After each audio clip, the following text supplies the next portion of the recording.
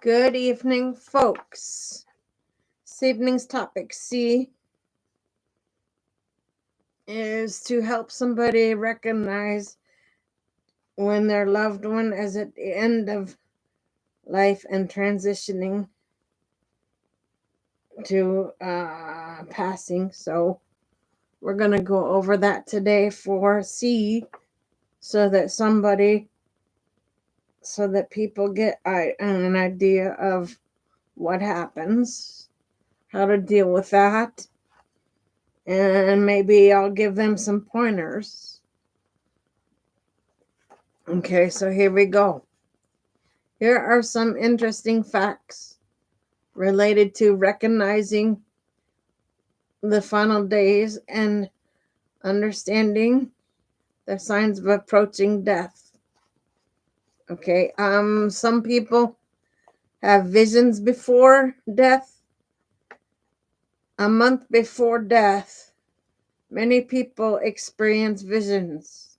These can be comforting and often involve seeing deceased loved ones or peaceful scenes. Physical signs are in the last weeks before death, a person may display apathy, unresponsiveness, and lack of interest in their surroundings. These signs can be particularly challenging to detect, especially in elderly individuals. Okay, then we have the emotional preparation for people. This part of the process is very tough for them to handle. So I'm going to go through that one for you so that people understand. Emotional preparation. Recognizing these signs allows families to emotionally prepare for what lies ahead while ensuring that the dying individual receives comfort, closeness, and the best care possible. Okay. Next page, folks.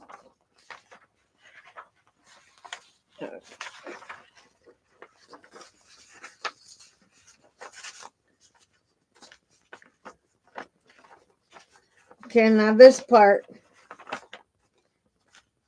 is different for folks. Redefining death. The concept of death has evolved over time. Medical advancements have defined what it means to be dead, focusing on brain activity and other vital signs. Then the bottom piece here, hope you find these facts insightful. If you have any more questions or need further information, feel free to ask.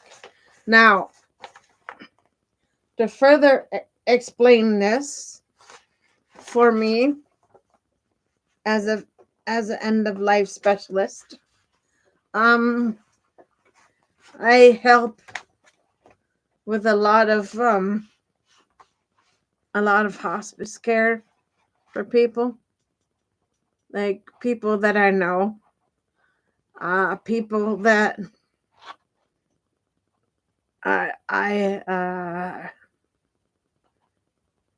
people that I've helped. What helps them is having people around them that they trust, that's going to follow their wishes until the end, which means that means a lot for someone if you follow their wishes. Now it may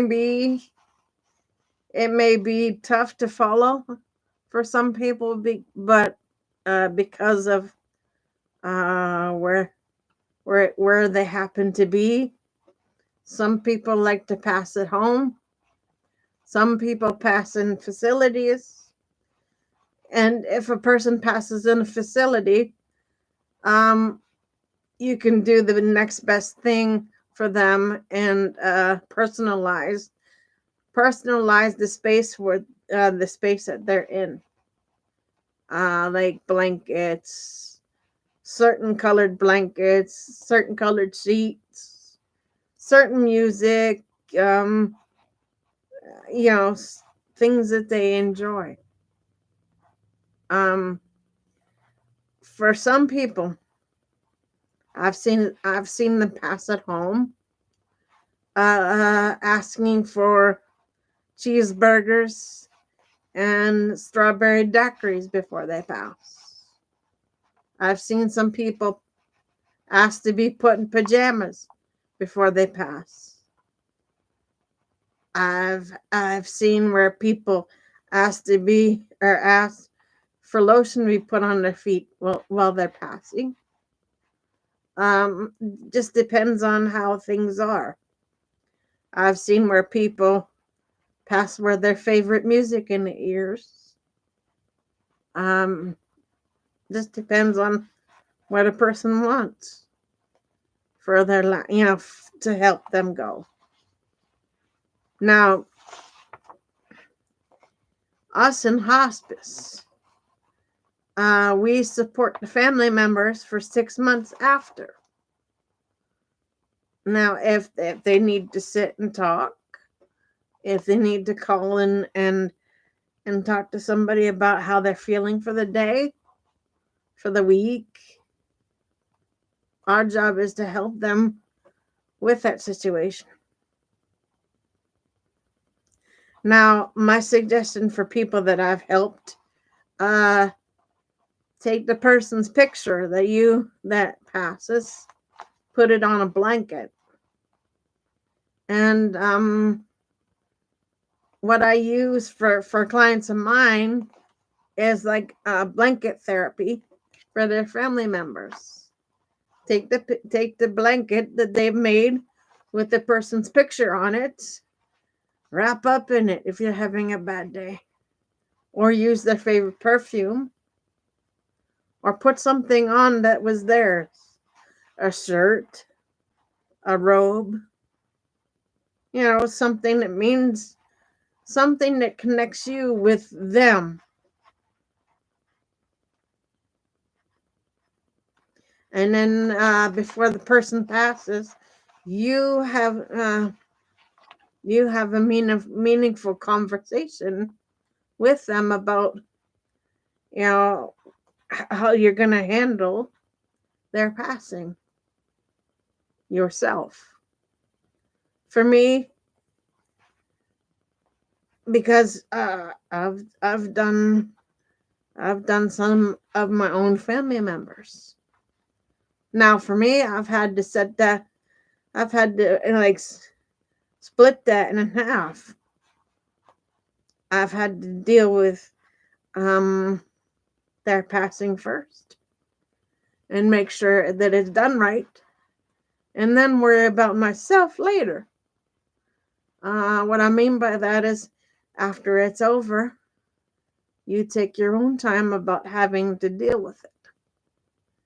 You take your time on how you're going to grieve. People have their good days and bad days when people grieve. But the best thing is you find ways of helping you go through that. Like for me, for example, I use people's perfume to help me, or a blanket. Like I said, for blanket therapy, that helps. Um, everybody's different, but their your loved one Depends on how you see them. Depends on how you spent your time with them. Make it meaningful. Like for one of my family members, I sent them out on a cloud, meaning that they were in a hospital bed, but I got them a mattress topper, sent them out on a cloud, made them feel great. I did the best I could for them, and that meant a lot for someone. So the more you can personalize the end of their life, the better it is for both of you, for both of the people that are dealing with it. I've seen where people take people's jackets and put them on people's shirts. I've seen where people take a person's shirt that was close to them and wear it. Helps them out very much. Helps them deal with it.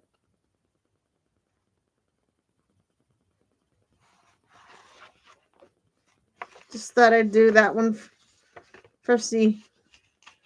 Might be back on for D shortly. I'll let you guys know. For now, Gator Wellness, take care, folks.